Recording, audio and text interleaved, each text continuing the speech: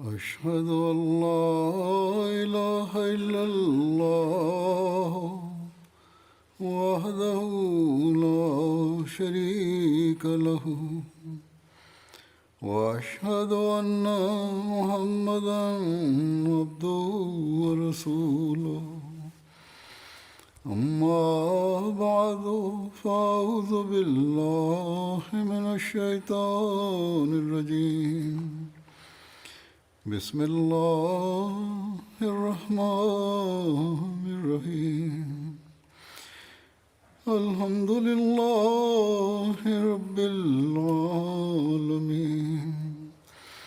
الرحمن الرحيم مالك يوم الدين إياك نعبد وإياك نستعين اهدنا الصراط المستقيم صراط الذين أنعمت عليهم غير المغضوب عليهم ولا الضالين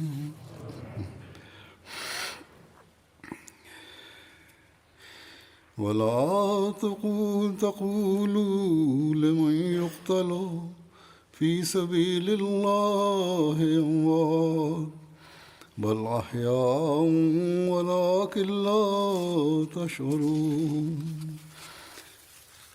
ولنبلونكم بشيء من الخوف والجوع ونقص من الأموال والأنفس والثمرات وبشر الصابرين الذين إذا أصابتهم مصيبة قالوا إنا لله وإنا إليه راجعون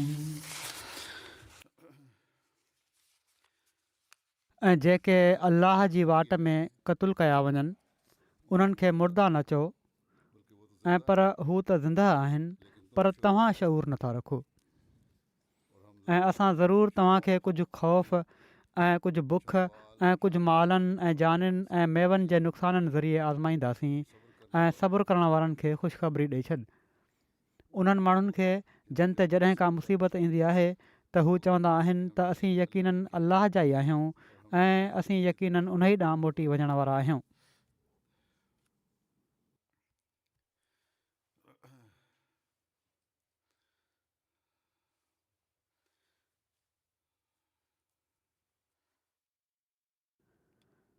अल्लाह ताला जी वाट में जान जो नज़रानो पेश करण वारनि जे बारे में ही अल्लाह ताला जो फ़रमान आहे त उहे मुअल न आहिनि ऐं पर ज़िंदा आहिनि।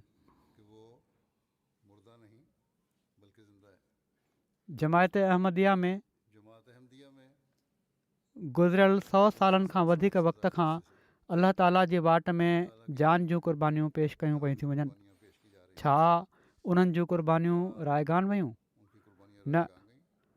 ऐं पर जिथे अल्लाह ताला हिननि शहीदनि जे मक़ाम खे बुलंद कंदो रहियो पंहिंजे वाइदे जे मुताबिक़, उते जमायत खे पहिरियां खां वधी करे तरक़ियुनि सां नवाज़ींदो रहियो। हिननि शहीदनि जिथे अॻिले जहान में उहो मक़ाम हासिलु कयो जेको उन्हनि जो हिसो आहे ऐं उन्हनि जा दर्जा हमेशह वधंदा वञण वारा आहिनि, उते हिन दुनिया में बि हमेशह जे लाइ उन्हनि जा नाला रोशन थिया।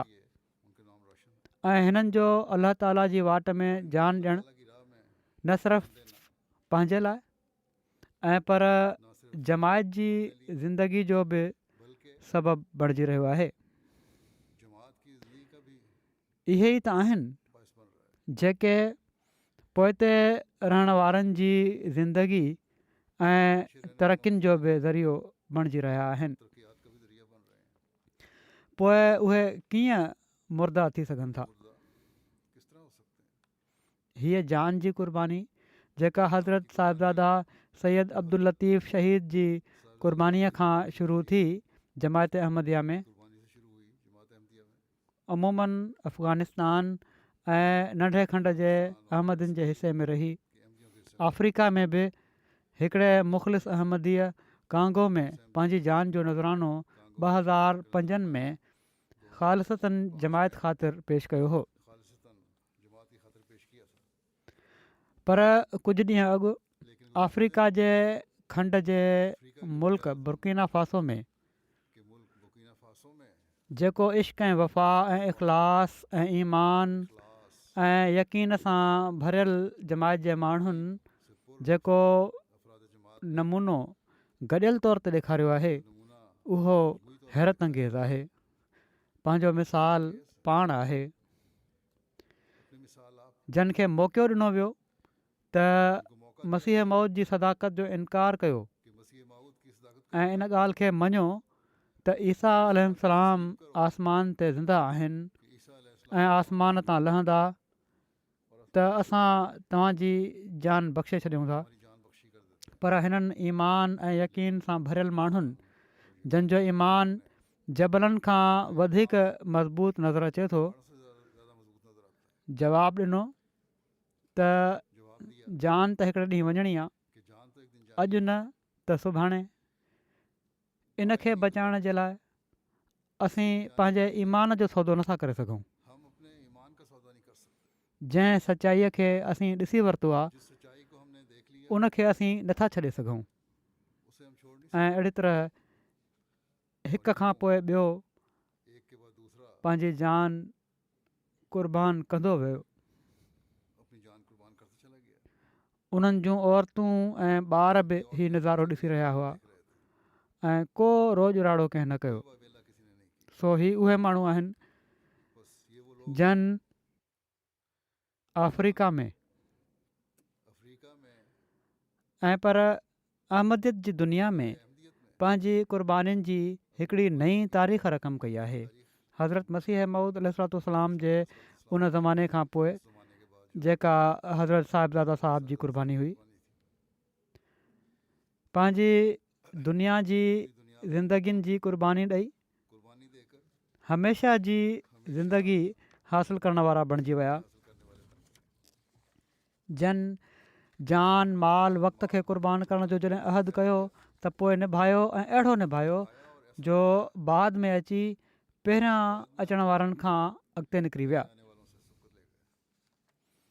अलाह ताला इन्हनि मां हर हिक खे उन्हनि बिशारतुनि जो वारिस बणाए जेके अलाह ताला उन जी वाट में क़ुर्बानियूं करण वारनि खे ॾिनियूं आहिनि। हाणे मुख़्तसिरनि हिननि शहीदनि जी ज़िंदगी जा हालात बयानु कंदुसि जिन मां उन्हनि जे ईमान जी मज़बूती जो पतो पए थो। तफ़सीलनि जे मुताबिक़ बुर्किना फ़ासो जे शहर डोरियो जिथे मेहदी आबाद नई जॻह आबादी थी हुई उते जमायत आहे। 11 जनवरी ते सोमाणी महल 9 अहमदी बुज़ुर्गनि खे मस्जिद जे अङण में बाक़ी नमाज़ुनि जे साम्हूं इस्लाम अहमदियत खां इनकार न करण जे करे हिकु हिकु करे क़तलु करे शहीद कयो वियो। इन्ना लिल्लाहि व इन्ना इलैहि राजिऊन।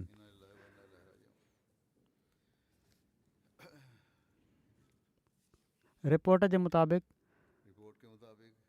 सोमाणी महल 4 मोटरसाइकिलुनि ते 8 हथियारबंद माण्हू मस्जिद में आया। हीअ हथियारबंद माण्हू अहमदिया मस्जिद में अचण खां पहिरियां वेझो मौजूदु वहाबिन जी जेका मस्जिद आहे उते मौजूदु हुआ जिथे उन्हनि सिज लथे खां सोमाणी ताईं जो वक़्तु गुज़ारियो आहे, पर उते कंहिंखे नुक़सानु न पहुचायऊं छो त आया सिर्फ़ु अहमदियुनि जे लाइ हुआ। जॾहिं ही दहशतगर्द अहमदिया मस्जिद में आया त उन वक़्तु मस्जिद में सोमाणी जी नमाज़ जी अज़ान थी रही हुई। उन वक़्तु ताईं कुझु नमाज़ी अची बि चुका हुआ ऐं बाक़ी अची रहिया हुआ। अज़ान ख़तमु थियण खां पोइ दहशतगर्दनि मौज़ुनि खां ऐलान करायो त माण्हू जल्दी मस्जिद में हलिया अचनि, कुझु माण्हू आया आहिनि, उन्हनि ॻाल्हि करणी आहे। पोइ दहशतगर्दनि पुछियो बि जॾहिं ही माण्हू गॾु थी विया त इमाम मस्जिद केरु आहे? अलहाज इब्राहिम बीदीगा साहिबु ॿुधायो त हू इमाम मस्जिद आहिनि। पोइ उन्हनि पुछा कई त नाइब इमाम केरु आहे? त आग उमर अब्दुरहमान साहिबु ॿुधायो त हू नाइब इमाम आहिनि। जॾहिं निमाज़ जो टाइम थी वियो त इमाम इब्राहिम साहिबु दहशतगर्दनि खे चयो त असांखे निमाज़ पढ़णु ॾियो, पर उन्हनि निमाज़ पढ़ण जी इजाज़त न ॾिनी। हथियारबंद माण्हुनि इमाम खां जमायत अहमदिया जे अक़ीदनि जे बारे में काफ़ी सुवाल कया, जंहिंजा जवाब इमाम साहिबु तसली ऐं दिलेरी सां ॾिना। इमाम साहिबु ॿुधायो त असां माण्हू मुस्लमान आहियूं ऐं पाण सॻोरनि सलाहु वसलम खे मञण वारा आहियूं। उन्हनि पुछा कई त तव्हां माण्हुनि जो तालुक़ु कहिड़े फ़िरक़े सां आहे? इमाम साहिबु ॿुधायो त असांजो तालुक़ु अहमदिया मुस्लिम जमायत सां आहे। पोइ अक़ीदे जे बारे में पुछा कयऊं। उन्हनि दहशतगर्दनि पुछा कई त छा तव्हांजे अक़ीदे जे मुताबिक़ हज़रत ईसा ज़िंदा आहिनि या फ़ौत थी विया आहिनि? इमाम साहिबु चयो त हज़रत ईसा अलैहिस्सलाम फ़ौत थी चुका आहिनि। बहरहाल इन ते दहशतगर्दनि चयो त न, ईसा ज़िंदा आसमान ते मौजूदु आहिनि ऐं वापसि अची दजाल खे क़तलु कंदा ऐं मुस्लमाननि जे मसइलनि जो हल कंदा। इन ई उमेद ते वेठा आहिनि। पोइ पुछियो उन्हनि त इमाम महदी केरु आहे? इमाम साहिबु चयो त हज़रत मिर्ज़ा ग़ुलाम मोहम्मद क़ादियानी अलैहिस्सलाम इमाम महदी ऐं मसीह मौद तौरु आया आहिनि। आख़िर ते हथियारबंद माण्हुनि चयो हीअ ॻाल्हियूं ॿुधी त अहमदी मुस्लमान न आहिनि ऐं पर पका काफ़िर आहिनि। इन खां पोइ उहे माण्हू इमाम साहिब खे मस्जिद सां लॻ अहमदिया सिलाई सेंटर में वठी विया। हज़रत मसीह मौद अलैहिस्सलाम ऐं ख़लीफ़नि जूं उते तस्वीरूं लॻल हुयूं। उहे तस्वीरूं खणी इमाम साहिब सां गॾु वापसि मस्जिद में हलिया आया ऐं पोइ हिननि तस्वीरुनि जे हवाले सां इमाम इब्राहिम खां सुवाल कयाऊं। इमाम साहिबु हज़रत अक़दस मसीह मौद अलैहिस्सलाम ऐं ख़लीफ़नि जा नाला ॿुधाया ऐं हिकिड़ी हिकिड़ी तस्वीर जो तारीफ़ करायाऊं ऐं चयाऊं त हज़रत मसीह मौद अलैहिस्सलाम इमाम महदी ऐं मसीह मौद तौरु आया आहिनि। इन ते उन्हनि चयो त नऊज़ बिल्ला मिर्ज़ा ग़ुलाम अहमद जी नबूअत जी दावा कूड़ी आहे। पोइ दहशतगर्दनि मस्जिद में मौजूदु निमाज़िन मां ॿारनि, नौजवाननि ऐं बुज़ुर्गनि जा अलॻि अलॻि ग्रुप ठाहिया। उन वक़्तु मस्जिद में ॿारनि ऐं नौजवाननि, बुज़ुर्गनि ऐं औरतुनि समेत 60 खां 70 माण्हू मौजूदु हुआ। परदे जे ॿिए पासे 10 खां 12 लजना उन वक़्तु निमाज़ जे लाइ मौजूदु हुयूं। उमिरि जे लिहाज़ खां ग्रुप्स ठाहिण खां पोइ दहशतगर्दनि वॾी उमिरि जे माण्हुनि खे चयो त हू मस्जिद जे अङण में हलिया अचनि। उन वक़्तु कुल 10 अंसार मस्जिद में मौजूदु हुआ, जिन मां हिकिड़ो माज़ूर बि हो। जॾहिं उहो माज़ूर दोस्त बि बाक़ी अंसार भाइरनि सां गॾु उथी बीही ॿाहिरि वञणु लॻा त उन्हनि हीअ चई विहारे छॾियुसि त तूं कंहिं कम जो न ई वेठो हुजे। बाक़ी नवनि खे वठी मस्जिद जे अङण में हलिया आया। मस्जिद जे अङण में बीहारे इमाम इब्राहिम बदीगा साहिब खे चयाऊं त जेकॾहिं हू अहमदियत खां इनकार करे छॾनि त उन्हनि खे छॾे ॾिनो वेंदो। इमाम साहिब जवाबु ॾिनो त मुंहिंजो कंधु कपिणो अथव त कपे छॾियो, पर मां अहमदियत खे नथो छॾे सघां। जंहिं सदाकत खे मूं माणे वरितो आहे उनखां पोइ ते हटणु मुमकिन न आहे। ईमान जे मुक़ाबले में जान जी हैसियत छा आहे? दहशतगर्दनि इमाम साहिब जे कंध ते वॾो चाकू रखियो ऐं उन्हनि खे लेटाए कुहणु चाहियूं, पर इमाम साहिब मुज़ाहमत कई ऐं चयाऊं त मूंखे लेटी मरण जी भेट में बीठे जान ॾियणु वधीक पसंदि आहे। इन ते उन्हनि इमाम साहिब खे गोलियूं हणी शहीद करे छॾियो। सभिनी खां पहिरीं शहादत इमाम अलहाज इब्राहिम बदीगा साहिब जी थी। इमाम साहिब खे बेरहमी सां शहीद करण खां पोइ दहशतगर्दनि सोचियो त बाक़ी माण्हू डिॼी पंहिंजे ईमान खां फिरी वेंदा। जीअं त उन्हनि अॻिले अहमदी बुज़ुर्ग खे चयो त अहमदियत खां इनकार करिणो अथई या तुंहिंजो बि साॻियो हैशर कयूं जेको तुंहिंजे इमाम जो कयो आहे। उन बुज़ुर्ग वॾी दिलेरी सां ऐं बहादुरी सां चयो त अहमदियत खां इनकार मुमकिन न आहे।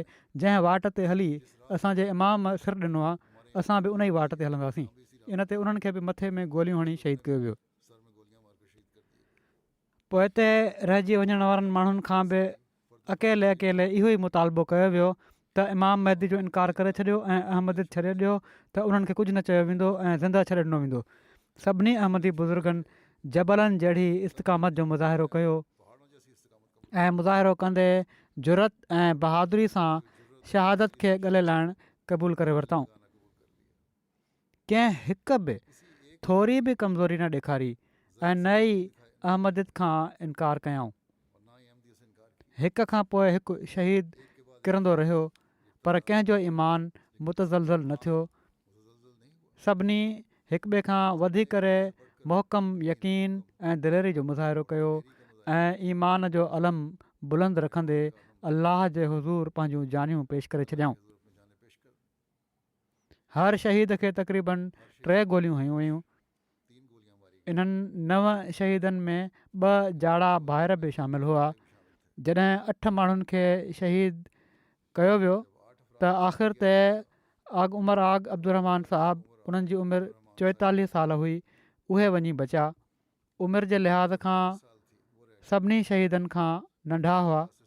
दहशतगर्दनि हिननि खां पुछा कई त तूं जवान आहीं, अहमदियत खां इनकार करे पंहिंजी जान बचाए सघीं थो?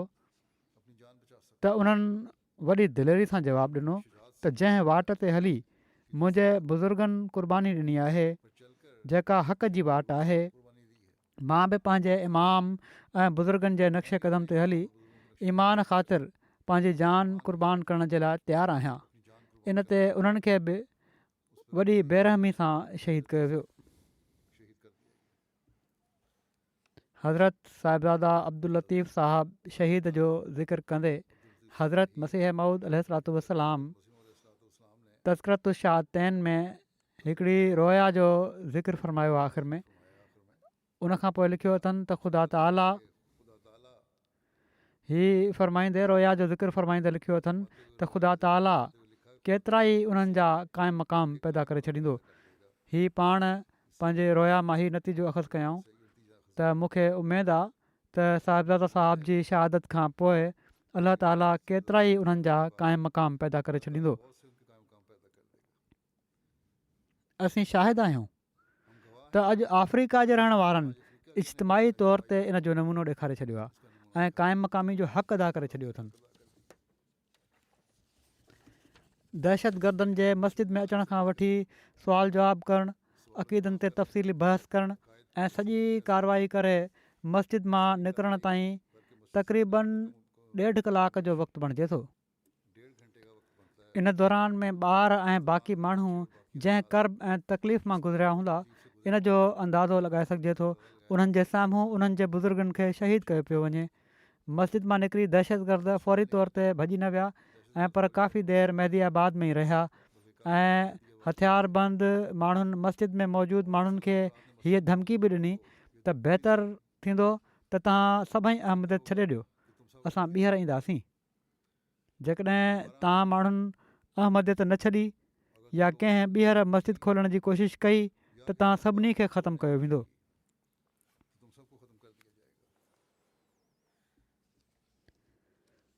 हिन मेहदी आबाद जी जमायत जी शुरूआति कॾहिं थी, इन जो तारुफ़ छा आहे, इन जे बारे में ही लिखनि था। 1998 जे आख़िर में हिते बाक़ाइदा मिशन शुरू कयो वियो हो। जमायत तेज़ीअ सां तरक़ी कई। 1999 में हिकिड़े ॻोठु टेक्नेवेल जी भारी अक्सरियत अहमदी थी वई ऐं हिकिड़ी मुख़लिस जमायत हिन हंधि क़ाइमु थी वई। हिन ॻोठ जा इमाम अलहाज इब्राहिम बदिगा अहमदियत क़बूल करण खां पहिरियां हिन इलाइक़े जा सभिनी खां वॾा वहाबी इमाम हुआ। पाण वॾी तहक़ीक़ खां पोइ बैत कई हुआऊं। बैत करण खां पोइ हिकिड़ा पुरजोश दाई अल्लाह, हिकिड़ा दिलेर मुबलिग ऐं जरी सिपाही तौरु साम्हूं आया। हिननि चयो, हीअ बि चयाऊं, मां पहिरियां ॻाल्हि न कई, जॾहिं हिननि बैत कई आहे त हिननि जे साथियुनि किन आलिमनि हिननि खे चयो त तूं छो मञणु लॻो आहीं। उन्हनि चयो त जॾहिं सोन मां ॾिसी वरितो आहे ऐं अलाह ताला इन जो हुकुम बि ॾिनो आहे पाण सॻोरनि सलाहु वसलम जूं हदीसूं बि पूरियूं थी रहियूं आहिनि, ॻाल्हियूं बि पूरियूं थी रहियूं आहिनि। क़ुर शरीफ़ इन जी शाहिदी ॾिए थो त कीअं थो थी सघे त हाणे मां इन जो इनकार करे छॾियां ऐं महरूम रहां। बहरहाल इमाम साहबु हिकिड़ा वॾा आलिम माण्हू हुआ। हिन ॻोठ जा सभई माण्हू तमाशक क़बीले सां तालुक़ु रखनि था ऐं तमाशक ॿोली ॻाल्हाईंदा आहिनि। तमाशक माण्हुनि जो अंगु 2 लखनि जे वेझो ॿुधायो वञे थो। हीअ बुर्किना फासो, नाइजर, माली ऐं अल्जेरिया में मौजूदु आहिनि। 99.9% मुस्लमान आहिनि। वधीक घणा इन्हनि मां मुतशदद वहाबी अक़ीदा रखनि था। तमाशक माण्हुनि में अहमदी थियण वारा वधीक न आहिनि, पर बुर्किना फासो में मेहदी आबाद जा तमाशक माण्हू हज़रत अक़दस मसीह मऊद अलैहिस्सलाम जी बैत करण में सबक़त खणी विया ऐं एॾी वॾी क़ुर्बानी ॾेई पंहिंजो हिकिड़ो ख़ासि मक़ाम बि हासिलु करे चुका आहिनि। 2004 में हिन इलाइक़े में सोन जा तमामु वॾा ज़ख़ीरा दरियाफ़्त थिया त माइनिंग कंपनी हिन ॻोठ जी आबादी जे वेझो ई हिकिड़ी नई जॻह ते हिननि खे घर ठाहे ॾिना ऐं चयऊं त उते शिफ्ट थी वञो। हिननि शिफ्ट थियण वारनि जो वॾो अंगु अहमदनि जो हुयो। 2-3 घर ॿिया हुआ। नओं ॻोठु ठहियो हुयो जेको अहमदनि जो ई ॻोठु हुयो तक़रीबन। इब्राहिम साहब हीअ तजवीज़ ॾिनी त इन ॻोठ जो नालो उहो पुराणो नाहे रखिणो, जीअं त उन्हनि मूंखे लिखियो त हिन ॻोठ जो को नालो रखो ऐं पोइ इन जो नालो मेहदी आबाद रखियो वियो।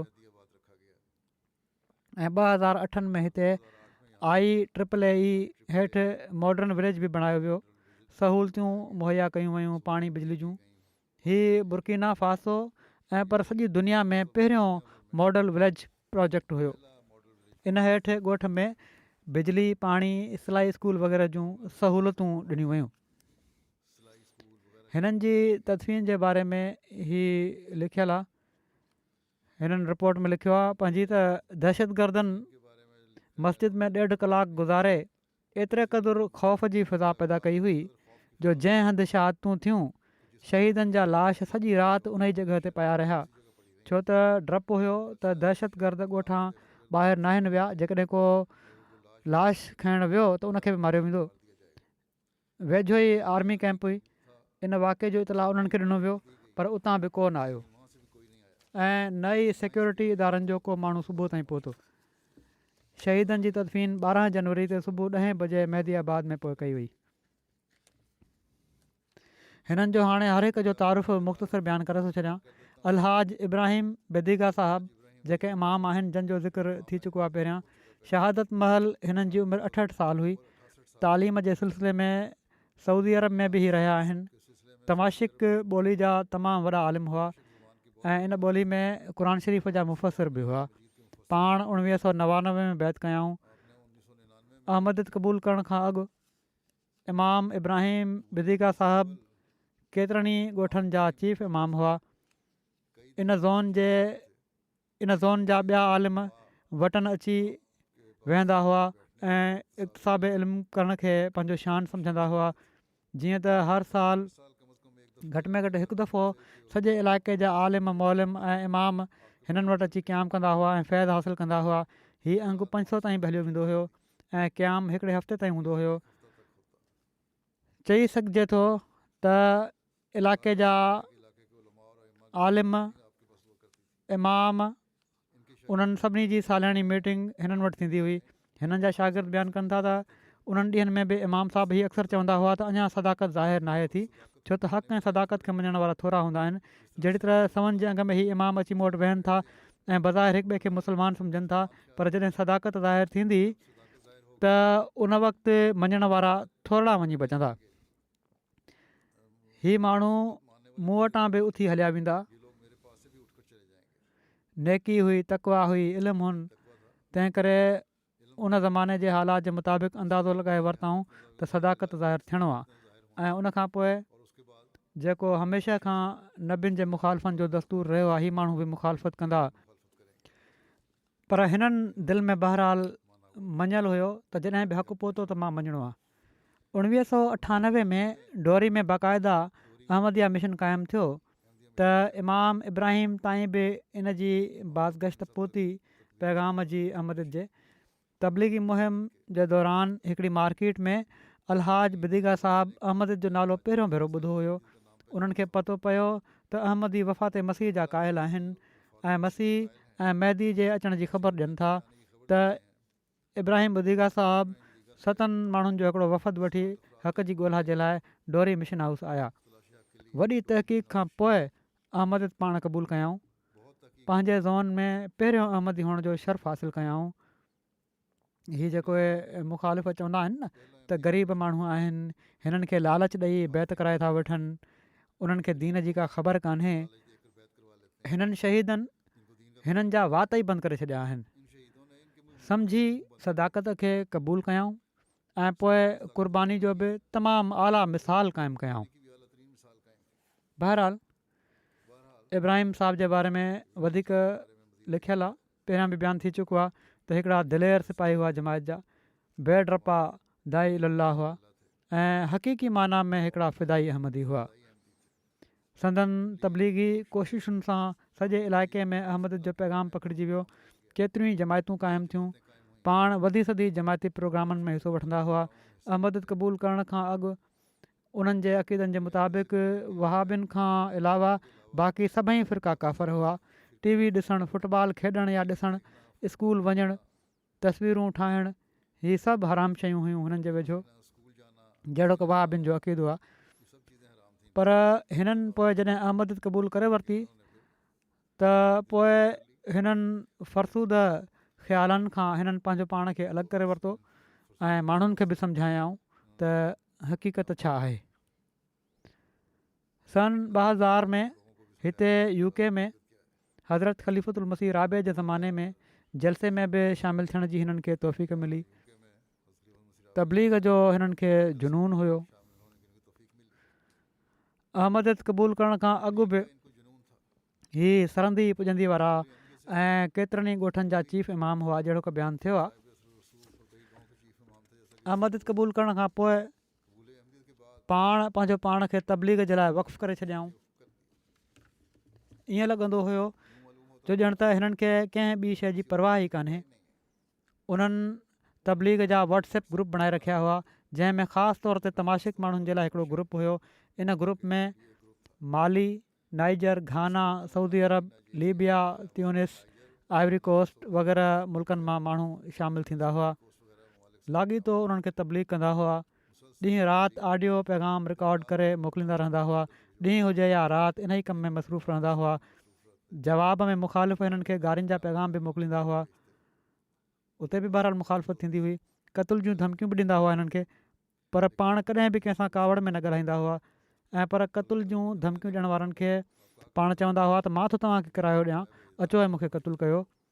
पाण चवंदा हुआ त मुबलगनि खे बि तबलीग करणु घुरिजे ऐं मौलमनि खे बि, त हीअ बहानो आहे त हालात ख़राबु आहिनि, तंहिं करे असां तबलीगी दौरे ते नथा वञी सघूं जॾहिं हालात ख़राबु थिया आहिनि। चवनि था मीडिया जे ज़रिए तबलीग कयो, ऐं जेकॾहिं कंहिं वटि फ़ोन में नेट पैकेज करण जे लाइ पैसा कोन्हनि त मूंखां वठे, सोशल मीडिया ग्रुप ठाहे ऐं घर वेही तबलीग जे जहाद में हिसो वठे। हिकिड़ो जुनून हुयो, हिकिड़ो शौक़ु हुयो हिननि खे। नासिर सिद्धू साहिबु चवनि था, मुरबी रहिया आहिनि हिते, त 1997 में बुर्किना फासो आयुसि। ख़लीफ़तुल मसीह राबे दावत अल्लाह जो कमु हवाले कयो त चवनि था त मूंखे ॿोली न ईंदी हुई, तंहिं करे 3 महीननि जो टाइम लॻी वियो प्लानिंग करण में। उनखां पोइ ॻोठनि जो दौरो कयो। हिननि वटि, हिन ॻोठ जे इमाम वटि बि वियुसि। हिननि खे जॾहिं हीअ ख़बर पहुती त वफ़ात मसीह जी ऐं मसीह मैदी जी आमद जी, त इब्राहिम बिदीगा साहबु 7 माण्हुनि सां गॾु चवनि था असांजे मिशन हाउस डोरी अची विया। उते सुवाल जवाबु थिया। चवनि था 3 ॾींहं ही मूं वटि रहिया आहिनि, न ही 3 ॾींहं पाण सुता न मूंखे सुम्हणु ॾिनऊं। उनखां पोइ ही माण्हू हलिया विया। रोज़ानो सुबुह खां वठी शाम ताईं ॻाल्हि ॿोल थींदी हुई। ॿिए हफ़्ते ॿीहर आया ऐं पंहिंजा नवां इमाम वठी आया ऐं तहक़ीक़ जो हीउ सिलसिलो 3 महीननि ताईं जारी रहियो। हिननि वटि अक्सर सुवालनि जा जवाब त अची चुका हुआ, पर अहमद में दाख़िलु थियण जो कॾहिं हिननि ख़्यालु ज़ाहिर न कयो हो। चवनि था, मां बहरहाल ख़लीफ़तुल मसीह राबे खे दुआ जे लाइ लिखंदो रहियुसि। हिकिड़े ॾींहुं हू आया इमाम साहबु ऐं बैत जो फॉर्म भरियऊं ऐं चवनि था त मूं हिननि खे चयो त ॿिया बि जेके लाॻीतो ईंदा रहिया आहिनि उहे किथे आहिनि, उहे कॾहिं क़बूलु कंदा? त हिननि चयो त उहे सभई क़बूलु कंदा, पर सभिनी खां पहिरियां अहमद में मां दाख़िलु थियणु चाहियां पियो, इन लाइ मां आयो आहियां। ख़िलाफ़त सां बि हिननि जो तमामु घणो वफ़ा जो तालुक़ु हुयो। अमीर जमात बुर्किना फासो लिखनि था त 45 जे लॻभॻि ॻोठ हिननि जे असर हेठि हुआ। उन्हनि हज कया, उते रही तालीम हासिलु कयाऊं, तमामु भली अरबी ॼाणंदा हुआ ऐं ॻाल्हाईंदा हुआ ऐं हिन पूरे इलाइक़े में ॾाढी तबलीग कयाऊं। साइकिल ते ॻोठनि में वेंदा हुआ ऐं अलाह ताला जे फज़ल सां हिन इलाइक़े में केतिरनि ई माण्हुनि खे अहमद जे नूर सां मुनवर कयाऊं। हिननि जे ज़रिए हिन इलाइक़े जा वॾा वॾा आलिम अहमद में दाख़िलु थिया ऐं इलाइक़े जूं अक्सर जमायतूं हिननि जी तबलीग जे करे क़ाइमु थियूं। ऐं हमेशह जॾहिं बि चवनि था मां लंडन ईंदो हुउसि त हमेशह ई पुछंदा हुआ त ख़लीफ़े वक़्त जो छा हाल आहे, वॾी मोहबत जो इज़हार कंदा हुआ।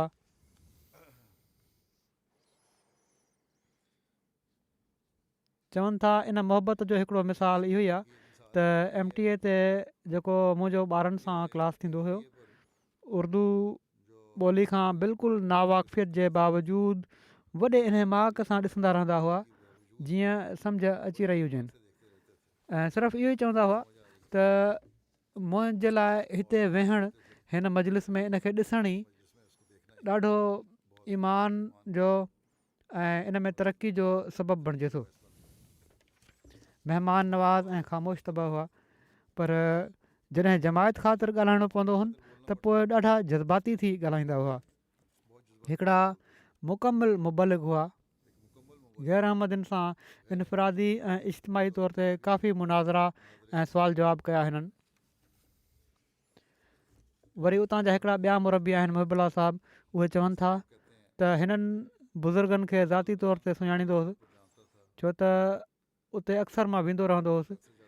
ख़िलाफ़त सां तमामु घणो प्यारु करण वारा महिमान नवाज़ वफ़ादार माण्हू हुआ। चवनि था जॾहिं सभई जवान सॼो ॾींहुं कम ते हूंदा हुआ त हीअ बुज़ुर्ग मस्जिद जे साम्हूं ठहियलु छापरे में वेही MTA ॾिसंदा रहंदा हुआ।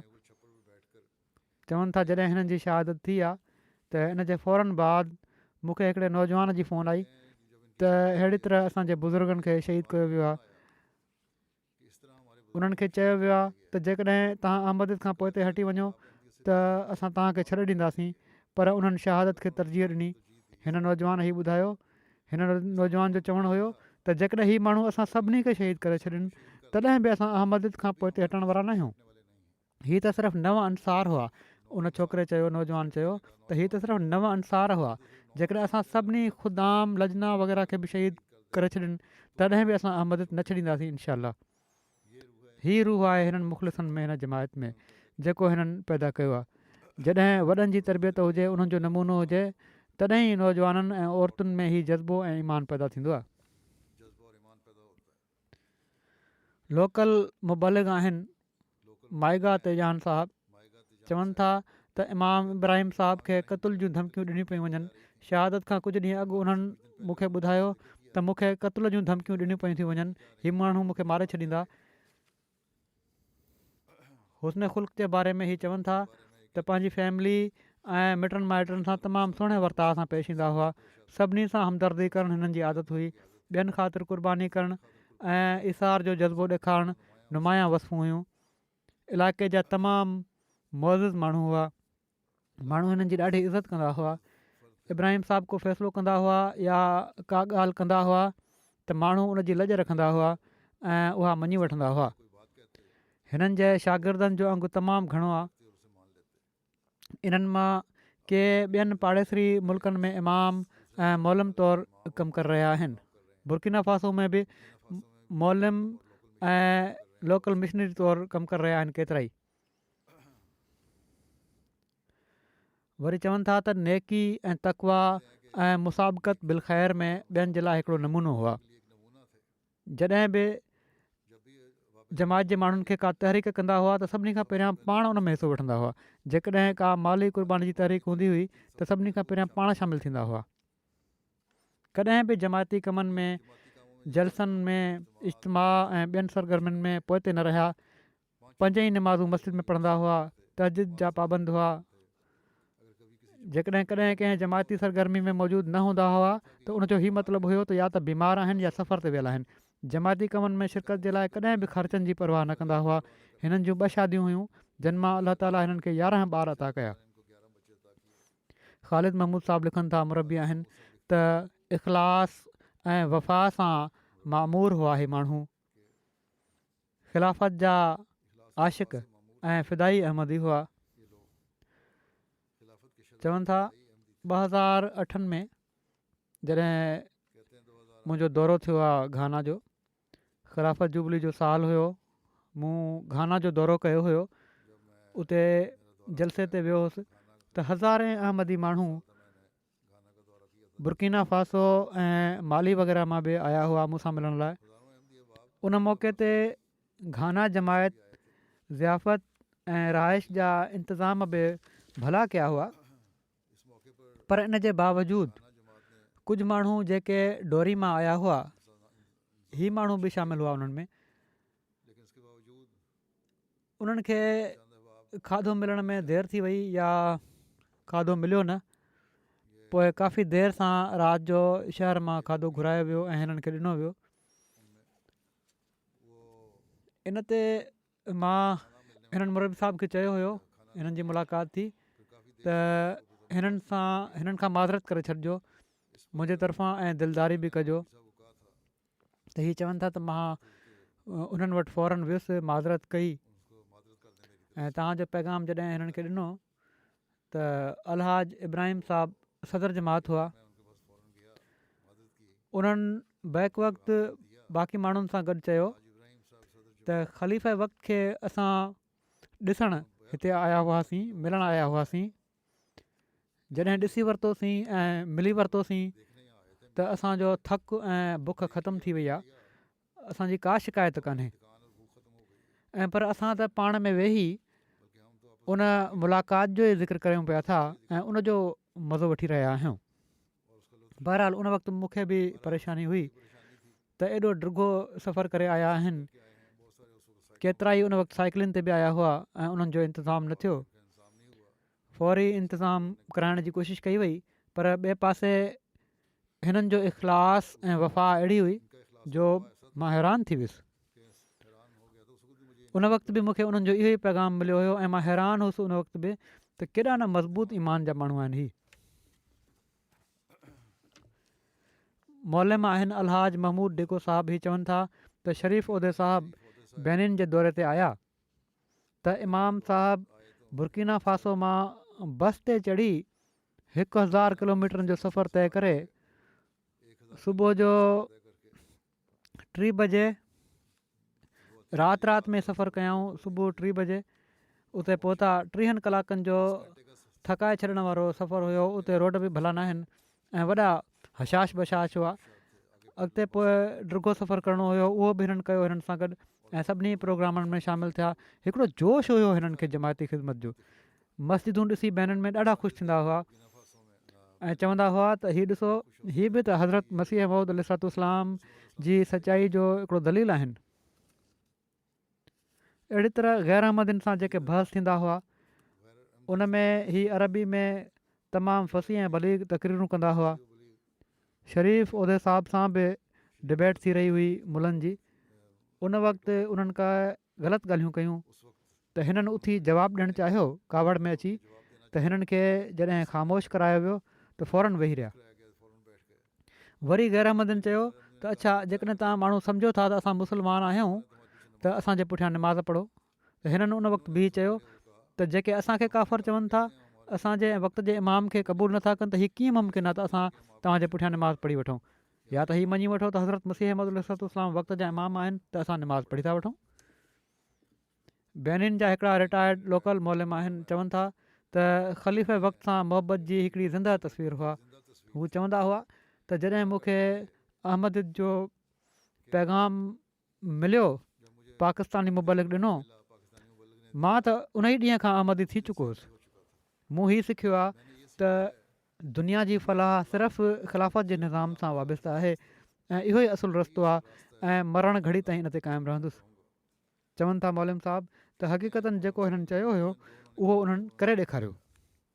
पोइ बोनिन जा लोकल मोलम आहिनि ईसा साहब, चवनि था त मुंहिंजो हिकिड़े वॾे वक़्त खां हिननि सां तालुक़ु हुयो। हिकिड़ा अहिड़ा अहमदी हुआ जंहिंजो कंहिंसां को इख़्तिलाफ़ु न हुयो।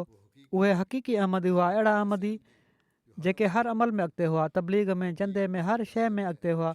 इहो ई सबबु आहे जो हिननि जे करे बाक़ी 8 अंसार बि हिननि जे पुठियां लबैक चवंदे पंहिंजूं जानियूं ख़ुदा जे हुज़ूर क़ुर्बान करण वारा बणिजी विया।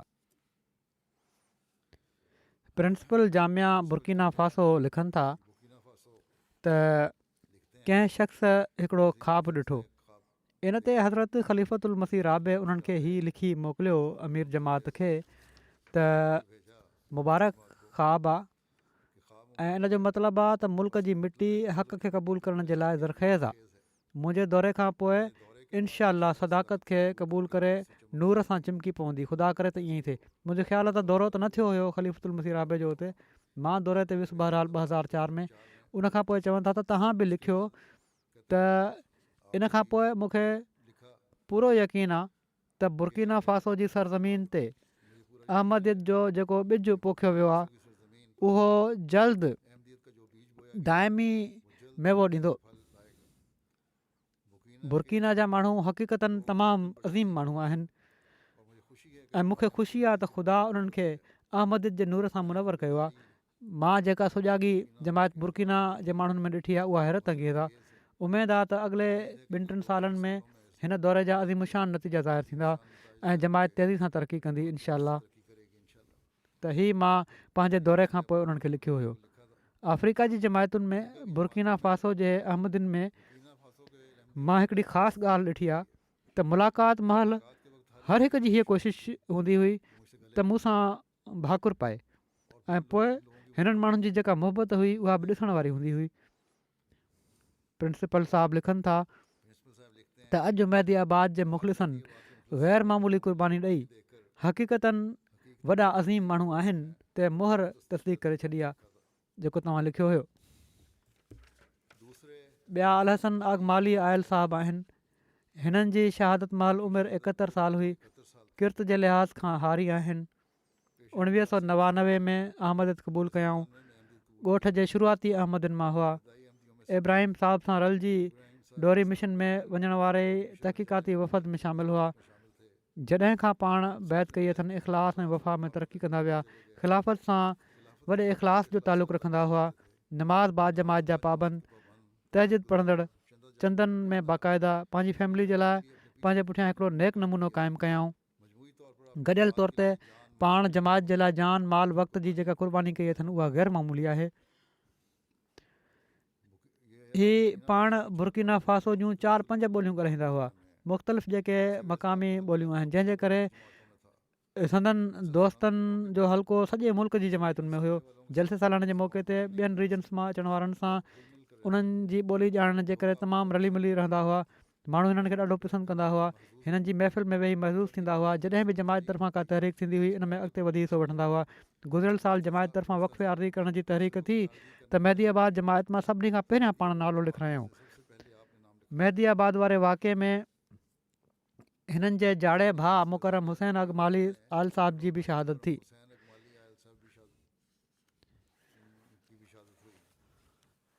हुसैन अगमाली आयल साहब जेके हिननि जा जाड़ा भाइर आहिनि, हीअ बि जहिड़ो की ॿुधायो ॿई जाड़ा भाइर आहिनि। उन्हनि जी उमिरि बि 71 साल हुई। उन्हनि बि 1999 में बैत जी तौफ़ीक़ हासिलु कई। पंहिंजे ॻोठ जे शुरूआती अहमदनि मां हुआ।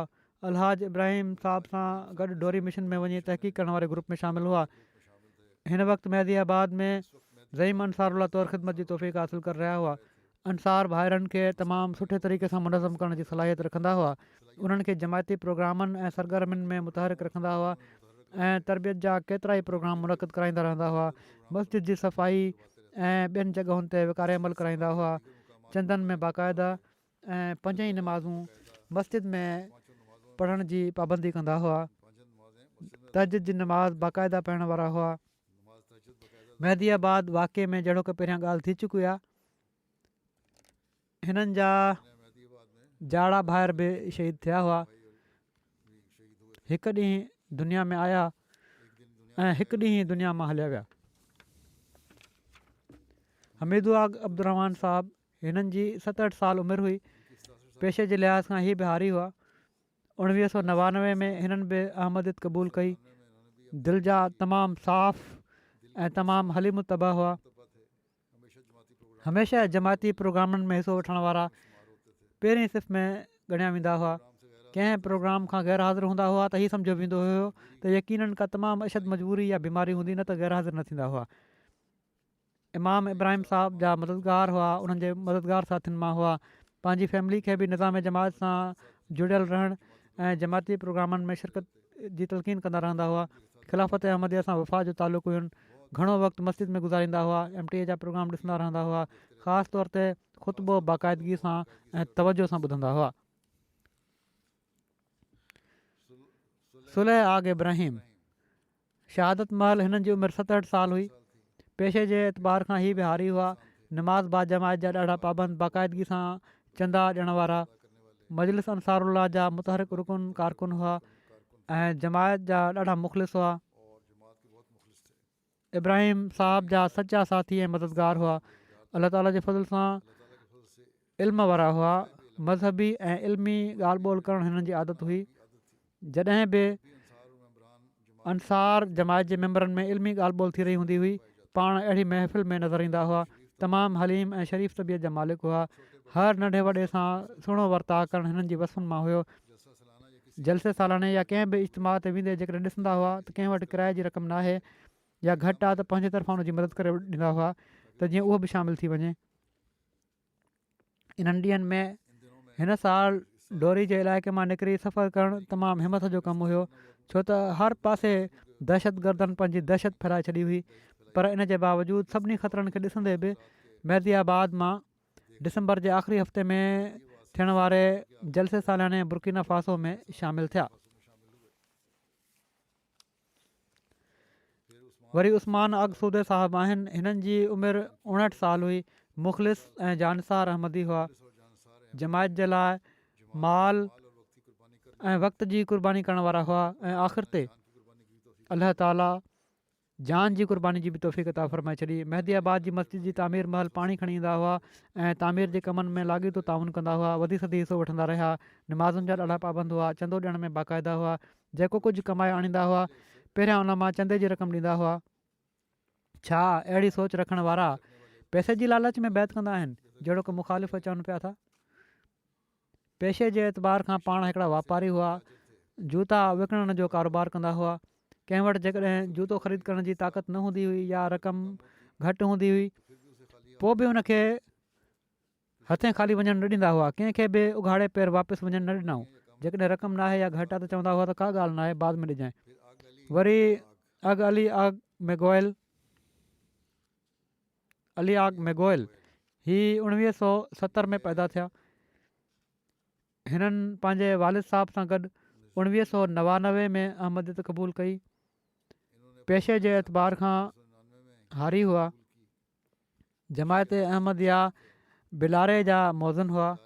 जॾहिं कुझु वक़्तु अॻु दहशतगर्दी जे करे हिननि खे पंहिंजे ॻोठ मां लॾणो पियो त हिननि मेहदीआबाद में अची सुकूनत अख़्तियार कई। तमामु मुख़लिस अहमदी हुआ। नमाज़ुनि ऐं चंदनि में बाक़ाइदा हुआ ऐं जमायत जी सभिनी सरगर्मियुनि में वधी सदी हिसो वठण वारा हुआ। वरी मूसा अग अदराही, शहादत महल हिननि जी उमिरि 53 साल हुई। हीअ बि ॿनी ॿारे जो कमु कंदा हुआ ऐं जमायत जे कमनि में हमेशह अॻिते रहंदा हुआ। अहमदी हुअण खां अॻु वहाबी फ़िरके जा तमामु सरगर्म रुकन हुआ। नमाज़ुनि जी ॾाढी पाबंदी करण वारा, तहजुद बाक़ाइदगी सां पढ़ण वारा, सिजल जी नमाज़ ते मस्जिद में ईंदा हुआ त सोमाणी जी नमाज़ पढ़ी वापसि वेंदा हुआ। सिजल ऐं सोमाणी जो वक़्तु मस्जिद में गुज़ारींदा हुआ ऐं अलाह ताला जे ज़िक्र में मसरूफ़ रहंदा हुआ। हिननि जे बारे में हर कोई शायदि ॾिए थो त हिकिड़ो हक़ीक़ी अहमदी मोमिन ऐं मुख़लिस फिदाई अहमदी हुअण जो अमली नमूनो हुआ। ऐं मूंखे दुआ ख़त बि बाक़ाइदा लिखंदा हुआ ऐं चवंदा हुआ त मां बि ख़लीफ़े वक़्त जे लाइ बाक़ाइदा दुआ करण वारो आहियां। वरी नवां आहिनि अॻुमर अब्दुररहमान।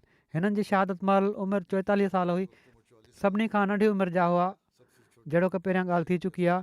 1999 में 20 सालनि जी उमिरि में हिननि अहमदियत क़बूल कई। इन खां पोइ जमायत सां तालुक़ ऐं वफ़ा में तरक़ी कंदा विया। जमायत महदी आबाद जा तमामु मुख़लिस ऐं फ़िदाई मेंबर हुआ। इमाम इब्राहिम साहब जा सचा साथी हुआ। महदी आबाद जा नाइब इमाम सलात बि हुआ। जॾहिं दहशतगर्द मस्जिद में दाख़िल थिया त उन्हनि इब्राहिम साहब जो पुछण खां पोइ पुछियो त नाइब इमाम केरु आहे, त हिननि बिना कंहिं हबक जे ॿुधायो त मां आहियां। पाण हमेशह मस्जिद में अचण वारनि पहिरियनि माण्हुनि मां हूंदा हुआ। तमामु ख़ुशू ख़ुशू सां निमाज़ पढ़ंदा हुआ। तहजद जी निमाज़ जी पाबंदी करण वारा हुआ। मस्जिद में पंहिंजे ॿारनि खे बि गॾु वठी ईंदा हुआ ऐं उन्हनि जी तरबियत जो ॾाढो ख़्यालु रखंदा हुआ। ऐं मूंखे ख़त लिखण में बि वॾी बाक़ाइदगी हुई। हिननि में साइकिल हलाइण जा ॾाढा माहिर हुआ ऐं सॼे इलाइक़े में सफ़र कंदा हुआ डिघा 4 दफ़ा डोरी मां 265 किलोमीटरनि जो मुफ़ासिलो तइ करे वागाडागो ख़ुदामुल अहमदिया जे इज्तिमा में शामिलु थिया। 2008 में ख़िलाफ़त जुबली जे जलसे में बुर्किना फासो मां घाना साइकिलुनि ते वञण वारे क़ाफ़िले में ई शामिलु हुआ। हीउ हर लफ़्ज़ सां आग जो लफ़्ज़ इस्तेमालु थियो आहे। उहो उते जेको सम्झो आहियां मां हिननि जी रिपोर्टुनि मां उहो ई आहे इहो, त इन जो मतिलबु इब्न आहे त फलाणे जो पुटु, आग फलाणो या फलाणो माण्हू, फलाणो फलाणे जो पुटु, इब्न फलाणो। बहरहाल हिननि जे बारे में मज़ीद ई लिखनि था त जॾहिं 8 माण्हुनि खे शहीद कयो वियो त आख़िर ते आग अब्दुररहमान साहबु वञी बचिया। पंहिंजी उमिरि जे लिहाज़ खां सभिनी खां नंढा हुआ। दहशतगर्दनि हिननि खां पुछा कई त तूं जवान आहीं, अहमदियत खां इनकार करे पंहिंजो सिर बचाए सघीं थो? त हिननि वॾी दिलेरीअ सां जवाबु ॾिनो त जंहिं वाट ते हली मुंहिंजे बुज़ुर्गनि क़ुर्बानी ॾिनी आहे, मां बि पंहिंजे इमाम ऐं बुज़ुर्गनि जे नक्श क़दम ते हली ईमान ख़ातिर पंहिंजी जान क़ुर्बान करण जे लाइ तयारु आहियां। इन ते हिननि खे बि वॾी बेरहमी सां चहिरे ते गोलियूं हणी शहीद कयो वियो। बुर्किना फासो में उमूमी तौर ते हालात ख़राबु आहिनि। दहशतगर्द केतिरनि ई इलाइक़नि में मज़े सां घुमंदा था वठनि। कुझु ॾींहं अॻु क़ाइद साहब मजलिस दीनिया आया हुआ मर्कज़ में, सेंटर में, मिशन हाउस में। उन्हनि ॿुधायो त मुंहिंजो ॻोठ में रेज़की वखरनि जो दुकानु आहे, परचून जो दुकानु आहे। हिकिड़े ॾींहुं दहशतगर्दनि मां हिकिड़ो हिननि जे दुकान ते आयो। हीउ बिल्कुलु ॿियो इलाइक़ो आहे ऐं कुझु ख़रीद करण जे लाइ आयो। पोइ हेॾे होॾे ॾिसंदो रहियो। हज़रत मसीह मऊद अलैहिस्सलाम ऐं ख़लीफ़नि जूं तस्वीरूं उते लॻल हुयूं उन्हनि जे दुकान में। उन क़ाइद साहब खां पुछा कई त हीअ केरु आहिनि, हीअ कंहिंजूं तस्वीरूं तूं दुकान में हयूं आहिनि? त क़ाइद साहब जवाबु ॾिनो त हीअ मसीह मऊद ऐं उन्हनि जे ख़लीफ़नि जूं तस्वीरूं आहिनि। चवणु लॻो त मसीह मऊद न, ऐं पर मुस्लमाननि मां कुझु माण्हुनि गॾु थी हिकिड़ो ग्रुप ठाहियो आहे, हीअ उहे माण्हू आहिनि ऐं हीअ माण्हू काफ़र आहिनि। ऐं वञण खां पहिरियां क़ाइद खे धमकी ॾेई वियो त हीअ तस्वीरूं हितां लाहे छॾ, न त ॿियो भेरो जॾहिं मां ईंदुसि ऐं हीअ हिते नज़र आयूं त पोइ तुंहिंजो हाल बुछड़ो थींदो। पर बहरहाल क़ाइद साहब उहे तस्वीरूं उते ई लॻियूं रहणु ॾिनियूं। कुझु ॾींहंनि खां पोइ हू ॿीहर आयो कुझु ख़रीद करण जे लाइ। ॾिठईं त तस्वीरूं उते लॻल हुयूं। ॾिसी हलियो वियो त चवनि था क़ाइद साहब असांखे हीउ वाक़ियो ॿुधायो ऐं साण ॿियूं तस्वीरूं बि घुरियूं अथनि। हाणे हीउ डिॼण जे बदिरां उन्हनि चयो त ॿुधायो ॿियूं जॻहियूं बि आहिनि, उते मां तस्वीरूं हणंदुसि। त हीउ सॼो इलाइक़ो हिकिड़े वॾे वक़्त खां हिननि दहशतगर्दनि जे कंट्रोल में आहे ऐं हुकूमत जो उते को कंट्रोल कोन्हे। हिन इलाइक़े जो बॉर्डर जेको आहे उहो माली सां रलिजे थो ऐं ॿिए पासे खां डोरी जो इलाइक़ो नाइजर सां रलिजे थो। त सॼो बेल्ट जेको आहे हिकिड़ो इलाइक़ो हीउ तक़रीबन अहिड़ी तरह कब्ज़े में आहे। बहरहाल हीअ अहमद जा चिमकंदड़ तारा आहिनि, पंहिंजे पुठियां हिकिड़ो नमूनो छॾे विया आहिनि। अलाह ताला हिननि जी औलादनि ऐं नसलनि खे बि इख़लास ऐं वफ़ा में वधाए। दुश्मन सम्झे थो त हिननि जी शहादतुनि सां हीअ इन इलाइक़े में अहमद खे ख़तमु करे छॾींदो, पर इनशा पहिरियां खां वधी करे अहमद हिते वधंदी ऐं विझंदी।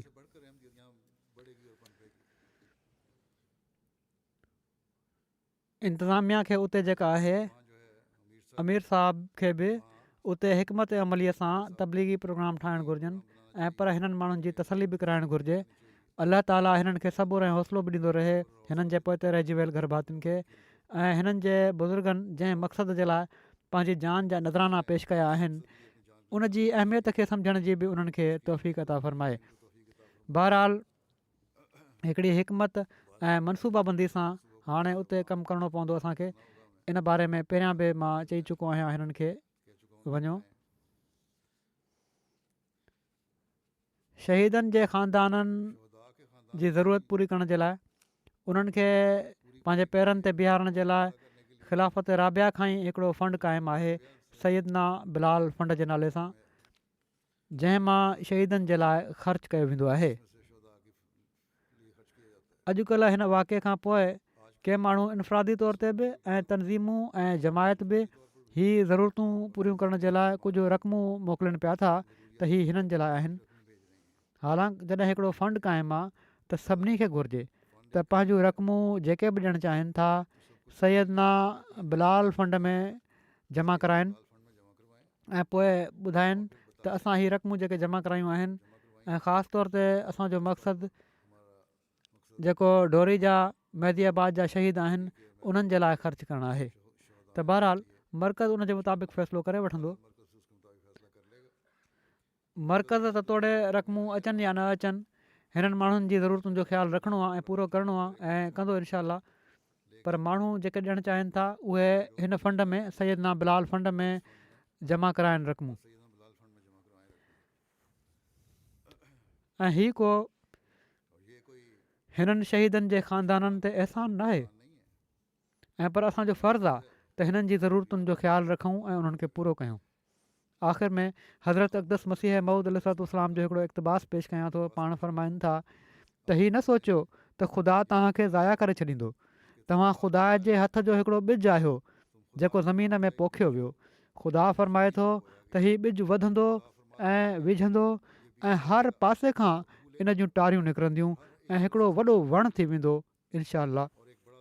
सो मुबारक उहो जेको ख़ुदा जी ॻाल्हि ते ईमान रखे ऐं विच में अचण वारनि इहे इब्तिलाहनि खां न डिॼे, छो त इब्तिलाह जो अचण बि ज़रूरी आहे त जीअं ख़ुदा तव्हांखे आज़माए। सो ही क़ुर्बानी करण वारा त हिन आज़माइश ते पूरा लथा। हाणे पोइते रहण वारनि जो बि पंहिंजे ईमान ऐं यकीन में वधण जो इम्तिहान आहे। अलाह ताला उन्हनि खे बि तौफ़ीक़ ॾे ऐं असांखे बि तौफ़ीक़ ॾे त असां पंहिंजे ईमान ऐं यकीन में कामिल रहूं।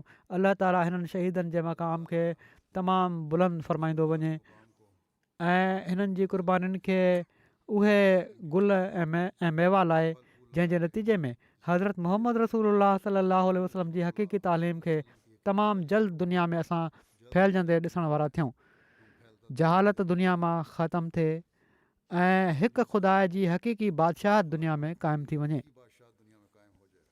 हिननि शहीदनि जे जनाज़नि सां गॾु जेके मां पढ़ाईंदुसि हाणे ई निमाज़ुनि खां पोइ ॿियनि मुख़लिसनि जा जनाज़ा बि आहिनि, जिन मां हिकिड़ा करीमुल्ला ज़िरवी साहिबु आहिनि जेके सूफ़ी ख़ुदा बख़्श ज़िरवी साहिब जा पुट हुआ, अमरीका में ई रहंदा हुआ।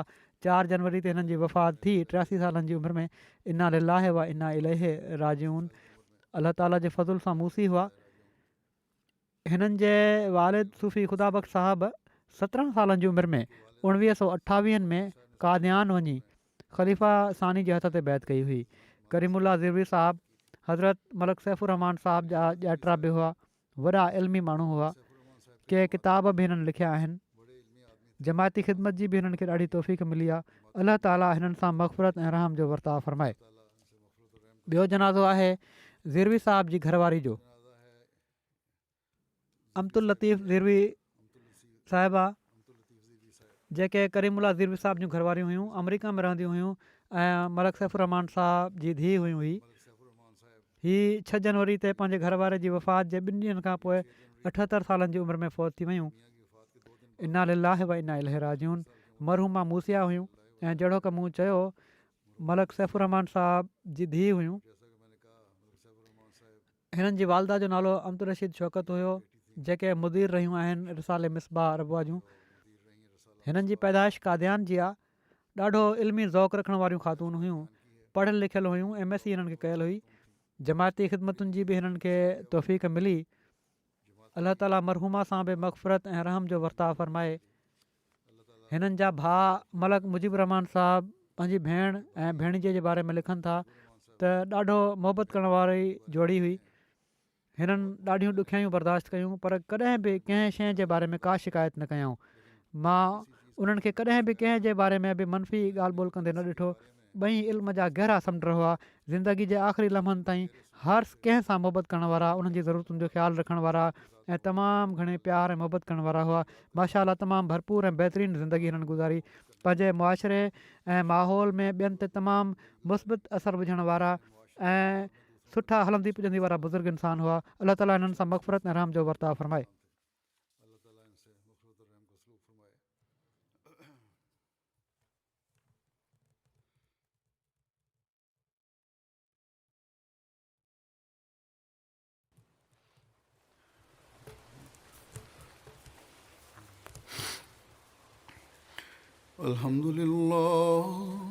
अल्हम्दुलिल्लाह नहमदुहु व नस्तईनुहु व नस्तगफिरुहु व नुमिनु बिही व नतवक्कलु अलैहि व नऊज़ु बिल्लाहि मिन शुरूरि अनफुसिना व मिन सय्यिआति अअमालिना मन यहदिहिल्लाहु फला मुदिल्ल लहु वमन युद्लिल फला हादिय लहु वनशहदु अन ला इलाहा इल्लल्लाह वनशहदु अन्ना मुहम्मदन अब्दुहु व रसूलुहु इबादल्लाहि रहमकुमुल्लाह इन्नल्लाहा यामुरु बिल अदलि वल इहसानि वईताइ ज़िल क़ुर्बा वयन्हा अनिल फ़हशाइ